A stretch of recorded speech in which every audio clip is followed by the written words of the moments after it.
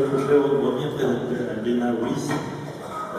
Sur toutes les entreprises Albina qu'on a vues, je compte sur toi dans les contrats, sur toutes les entreprises qu'on a vues et que vous avez créées là-bas, parce qu'ils ont pris des formes sociales, c'est aussi que ont pris des formes sociales, puisque on a envie de parler d'entreprises vertueuses. Est-ce que tous ces chefs d'entreprise qu'on vient de voir sont vertueux? Esperamos que sí. Ça j'ai compris, j'espère que oui. C'est pas la peine de traduire. En quoi serait-il plus vertueux? En quoi ces entreprises sont-elles vertueuses? Cuando el jefe de una gran empresa tiene la sensibilidad de poder acercarse a un reciclador que también es un ser humano como él, yo creo que solamente ese hecho de poder conversar, de poder sentarse a la misma mesa, hace que ya empiece a cambiar. Quand le chef d'une grande entreprise peut s'asseoir à la même table qu'un recycleur et le prendre dans ses bras et discuter et sentir qu'on est des êtres humains tous les deux, là les choses commencent à changer. Por ejemplo, en la mesa del reciclaje, la primera reunión fue para que tanto recicladores como grandes empresarios, como funcionarios de las municipalidades y del Ministerio del Ambiente firmen un código de ética. La première réunion autour de la table de recyclage, c'était pour que les chefs de grandes entreprises, les recycleurs, les fonctionnaires des collectivités signent ensemble un code d'éthique. Et entre comment les choses se passent-elles? Est-ce qu'il y a des rapports d'égalité entre les chefs d'entreprise bien installés et ces recycleurs qui sont nouveaux dans le business, dans le monde du business, puisque c'est un business? Yeah.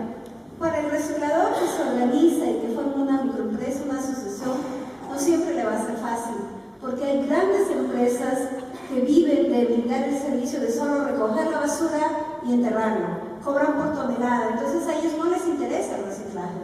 Los recicladores estarían como mermando el ingreso de estas grandes empresas.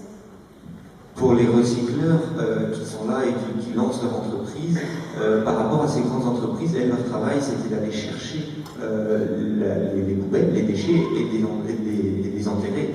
Donc il y a forcément une contrainte ou une différence à la base. Pero nosotros creemos que eso puede cambiar y por eso trabajamos esta ley y por eso conversamos con los grandes empresarios, conversamos con las organizaciones de base, conversamos con los funcionarios y con la misma población, porque es la población también que va a hacer que esa actitud cambie. Mais on sait et on pense que les choses peuvent changer. Et c'est pour ça qu'on a parlé avec ces grandes entreprises, avec les recycleurs, avec les agents des collectivités et aussi avec la population, parce qu'on a besoin de tous ces acteurs pour que les choses changent. Elisabeth Laville, en 2000, vous avez créé à HEC un cours, c'était le premier, je crois, sur la responsabilité sociale et environnementale des entreprises.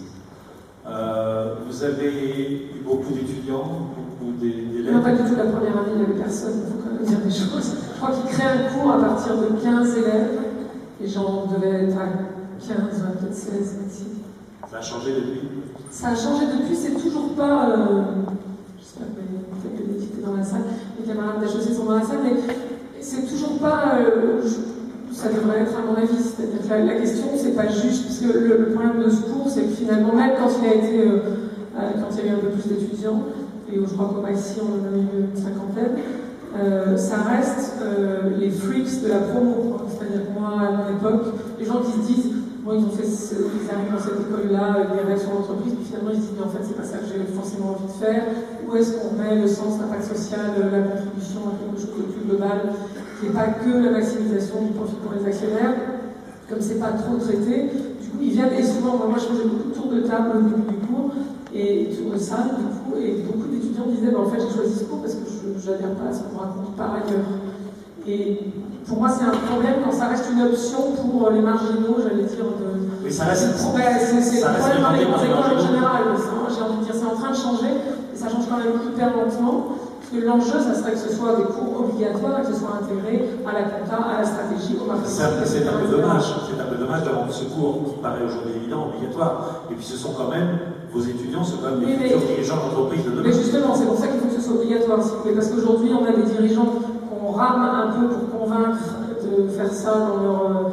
enfin, je veux dire, pas juste dans une fondation, une action, etc., mais vraiment au quotidien, dans la stratégie d'innovation, dans la stratégie de développement des entreprises, etc. Du coup, on les convainc, mais c'est un peu comme sur la consommation. Si vous prenez les enfants, l'âge de ma fille à 5 ans, c'est plus facile de les former maintenant à être les consommateurs responsables de demain que de nous prendre, nous, à 30, 40 et plus, avec des décennies de mauvaises habitudes qu'on essaie de faire changer. Et travailler, ça prend un temps monstrueux, et on n'a pas tant de temps que ça, quand même, pour agir sur les problèmes dont il est question dans le film. Donc ça change, mais pas si vite. Ça change pas assez, mais clairement dans les entreprises, ça change pas assez vite parce qu'on a des dirigeants qui sont pas formés. Tout mon point, tant pis si c'est plus rébarbatif, mais il faut rendre ces cours-là obligatoires et en tout cas l'intégrer de manière systématique à l'ensemble de ce qui est enseigné dans toutes les grandes écoles. Enfin, je veux dire, oui, c'est pas HEC. Non, il y a les écoles d'ingénieurs, les écoles d'agro, évidemment. Est-ce qu'il y a le même cours dans les grandes écoles? Il y en a à peu près partout, mais ça reste des cours optionnels. C'est-à-dire c'est assez rare que ça soit... Et il n'y a pas aujourd'hui de réflexion sur comment on forme les profs de finance, les profs de compta, les profs de stratégie, etc., etc. Donc ça reste des profs qui ont la casquette du bac-à-coups de service, etc., ou de l'alternative de service. Et de mon point de vue, c'est pas suffisant. Donc il faut former les futurs dirigeants, sinon on n'aura pas grand-chose. Et il y a urgence surtout à faire sortir ces dimensions-là de cette espèce d'ornière managériale où c'est des marges de développement durable dans lesquelles elles sont enfermées aujourd'hui. C'est-à-dire qu'aujourd'hui, on a des systèmes de management, des rapports de développement durable, des objectifs, des certifications ISO, tout ce que vous voudrez dans les usines. Et quand vous regardez les produits, on n'a quasiment rien. Les produits, la stratégie de développement, c'est-à-dire là où, du coup, aujourd'hui, on a la stratégie de business et la stratégie de développement durable à côté. Et il n'y a pas le de rapport entre les deux. Et c'est pas parce qu'on fera un rapport annuel où il y aura les deux sujets que les sujets sont fusionnés. En réalité, il n'y a pas assez de sujets entre les deux. On parle quasiment pas de développement durable dans les stratégies de business, dans tous les grands groupes aujourd'hui, même ceux qui parlent de développement durable. Et on ne parle pas du tout de business dans les stratégies de développement durable, c'est un autre problème.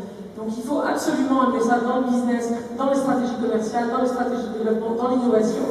Et beaucoup de choses qu'on voit d'ailleurs dans le film sont intéressantes de ce point de vue-là, parce qu'aujourd'hui, quand on parle d'innovation au service du développement durable dans les entreprises, d'ailleurs dans les politiques publiques, on parle d'innovation technologique.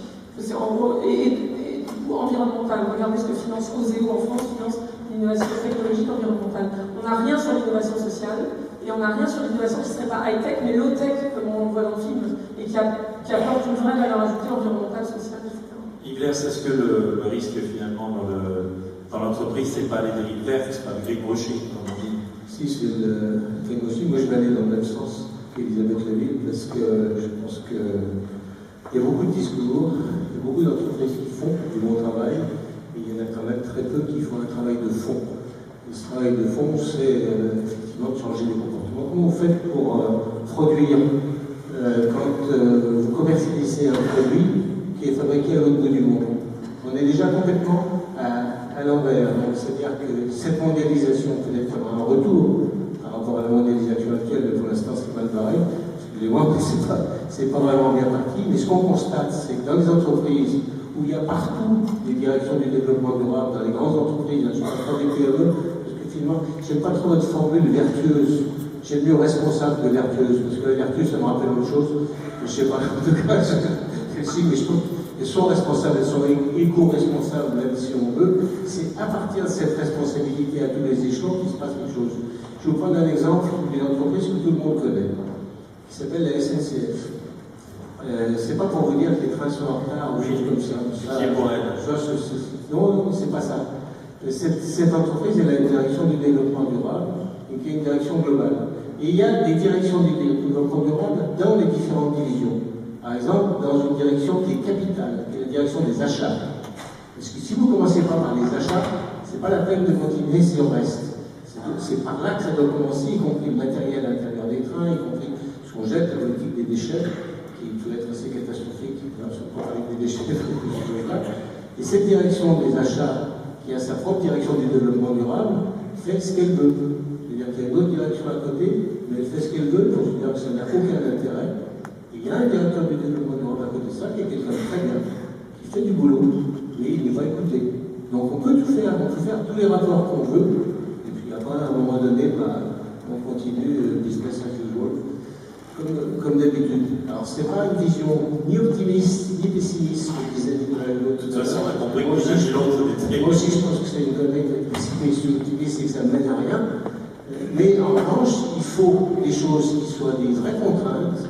Et la vraie contrainte pour l'entreprise, c'est le prix du pétrole, c'est des choses comme ça, c'est le prix de plus en plus des matières premières et les matières premières les plus rares, qu'on appelle les terres rares, qui vont beaucoup poser des problèmes, y compris pour les énergies renouvelables d'ailleurs, c'est là où des fois ça se mord la queue.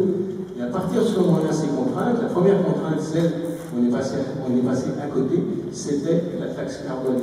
C'est-à-dire que chaque produit a un poids, il a un poids en carbone, peut-être un peu plus que du carbone, parce que les déchets, c'est pas toujours du carbone. Et à partir de ce poids-là, on calcule et on paye en fonction de ça. Et plus vous prenez quelque chose de moins, que ce soit de l'ail qui vient de Chine ou des choses comme ça, ou d'Argentine, plus vous le payez le double, 2 fois plus cher, 3 fois plus cher. Et ça fait changer les esprits.